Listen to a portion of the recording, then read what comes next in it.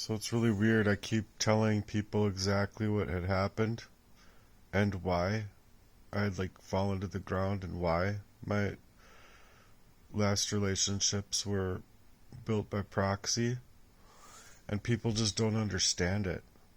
People don't want to understand it unless they do understand it, and they are just trying to deflect from the truth based on them being a part of the proxy.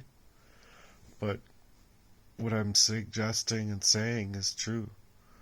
That it was my death, my attempted death in the recent was made by proxy so that these people could take me away. Literally. Their goal was to take me away and kill me for an identity theft, because they knew that they had went wrong with stealing all of my data and stealing everything away from me to then work up this mission to, because it was so easy to take away my cryptocurrency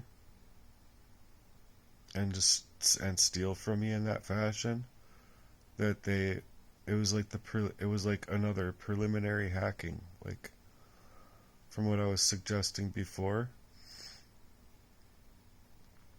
And because it was so easy at that point, because when you're arsenic like that, you just don't have your reasoning skills with you. If it wasn't for the arsenic, they wouldn't have gotten away with it. But it's the fact that I had been being poisoned all of my life that they just thought I was so easy to push around and la da da. Well, after going through a bunch of it and me having questions, they didn't like it at a young age. So what makes people think that they're going to like it as I got older? They weren't. They weren't ever going to like me surfacing through that abuse, because it's not that they wanted to continue, but they just didn't want anybody to know what they had done. And so the recent I was poisoned, and my last girlfriend's heart wasn't the same heart as everybody else's. She didn't see that it had been going on the whole time. She just thought she was a new person meant to fulfill the needs of a job. Like, well, job well done, trying to take on that responsibility of a covert murder. But it's the fact that she didn't want anything to do with it after. Only thing that she wanted me gone for was to feel that she had, well, and what I thought anyway, was that she felt like she deserved it. Like, through everything she's been through or whatever, she just felt that, I don't know how, but I think she felt that she deserved to get away with it. And no one's going to get away with anything that they do when it comes to the Lord. But the fact of the matter is that it wasn't just about identity theft and erasure. It was about the fact that there's the perfect parties involved to take out insurance claims on me in my name, as though they're all prepared for my death. And then right after that, I'm getting not only the signals from the Lord, but also the mail suggesting that, 44 is just a great age to send to somebody that is going to die or is going to be dead. Or insurance claims. for burial costs.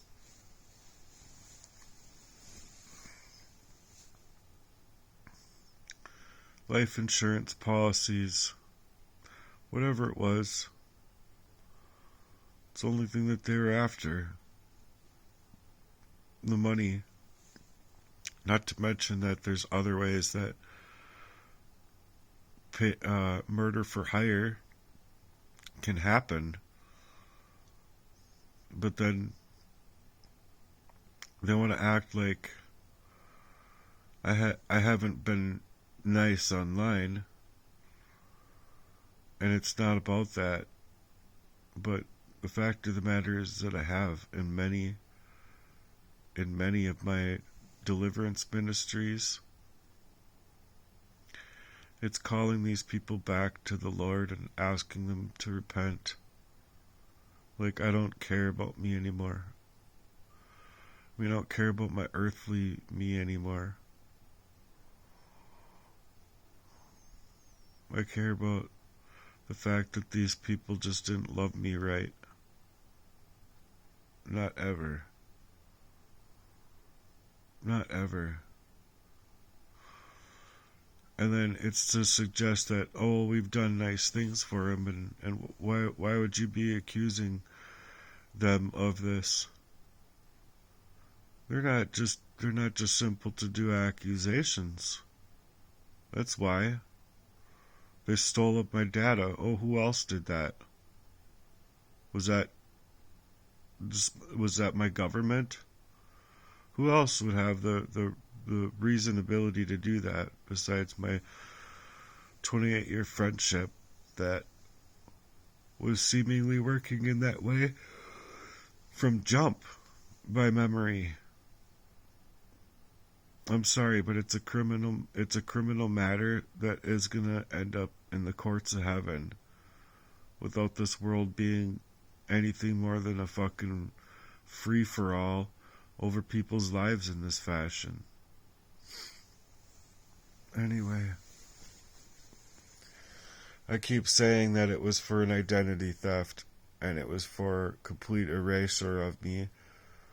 They took away my jobs, multiple avenues of me having work. And they staged it up to where I wouldn't have that job, wouldn't have that work, and then poisoning me even when trying to find work or going into a new place to work. It didn't matter where I was going or what I was doing. It wouldn't matter if it was McDonald's or if I was working for some firm or some corporation.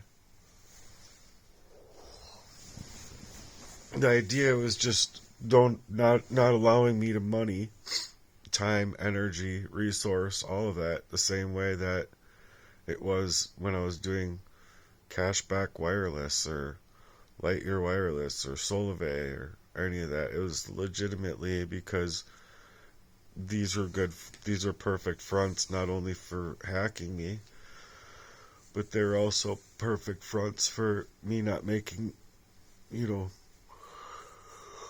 the same amount of money that other people could make. Yeah. And